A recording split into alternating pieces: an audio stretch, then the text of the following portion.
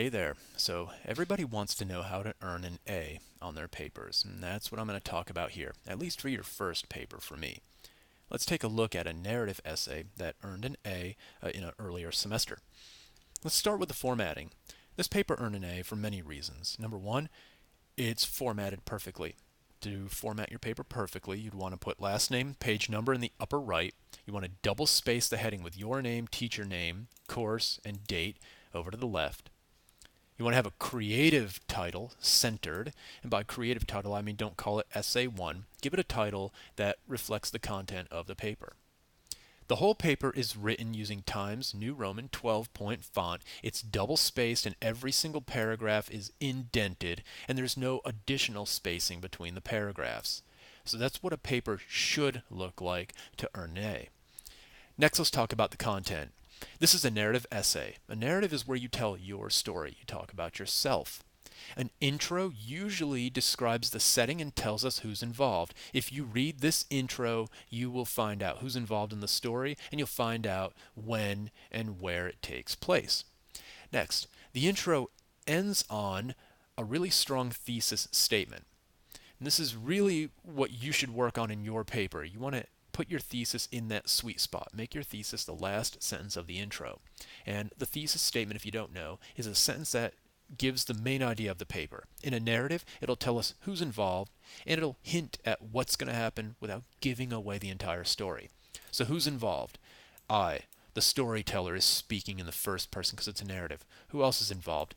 Ginger the horse, and to some degree, Marcel. Well, what happened? Well, this thesis is great. It's an A paper because it doesn't tell us exactly what happened. Rather, it hints at what happened. Notice, took a deep breath, a little bit of anxiety, grabbed the bow and arrow. Okay, so this is a bow and arrow story with a little bit of anxiety. Now we have to read the paper to find out. Is this anxiety coming from a contest? Is it coming from war? Is it coming from maybe just being new to shooting a bow and arrow? Let's read the paper to find out. The next thing that makes this paper an A is that every body paragraph hinges on a strong topic sentence. A topic sentence is usually the first sentence of each body paragraph that gives us the main idea of that paragraph and sort of supports your thesis. Let's take a look at this one. I could hit the target while standing on my feet, and I'd been riding horses since I was 3, but putting them together was the hard part.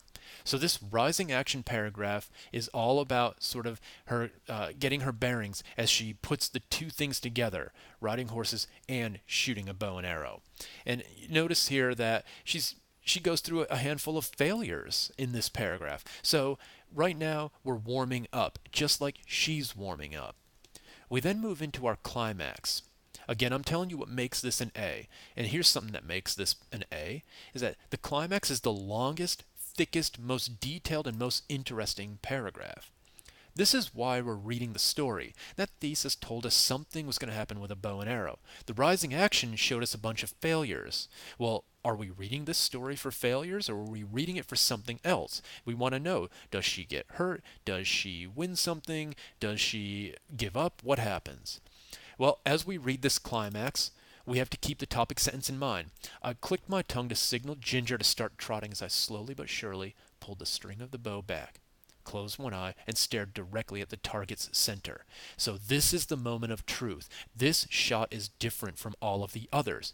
And notice, there's even a proofreading error in this topic sentence. This paper got an A. I don't expect perfection.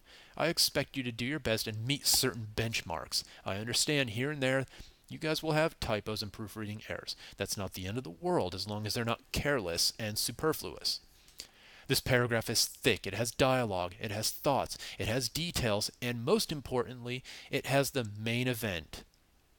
I must have closed my eyes at some point afraid to look, because when I opened them up, I was amazed to see the arrow sticking pin straight out of the target. So after all of those failures, she made the shot. That's why we've been reading. We wanted to find out what happens with this bow and arrow. Well, she plays with it, she fails a few times, but ultimately she's victorious. That's the climax of the story. So what happens next? Well, now we have the cool down. This is called the falling action. Our topic sentence: during the walk home, I was in disbelief. I'd done it. I'd actually hit the target. This paragraph really is about that walk home and returning home and sort of feeling that glory of, making a shot for the first time on horseback. We then have a conclusion. An A paper is an A paper from start to finish. This is an A conclusion because it's reflective, not repetitive. This student tells me, I like to think I learned a lot that summer. Rather than retell the story, she tells me how the story changed her. That's really interesting. I know that in the past you've probably been told to repeat the material from the body of your paper. You should stop that. That's more for a speech. That's more for high school papers. College level papers, you want to be reflective, not necessarily repetitive. So there you have it. This paper earned an A, and I just walked you through and told you what got it that A.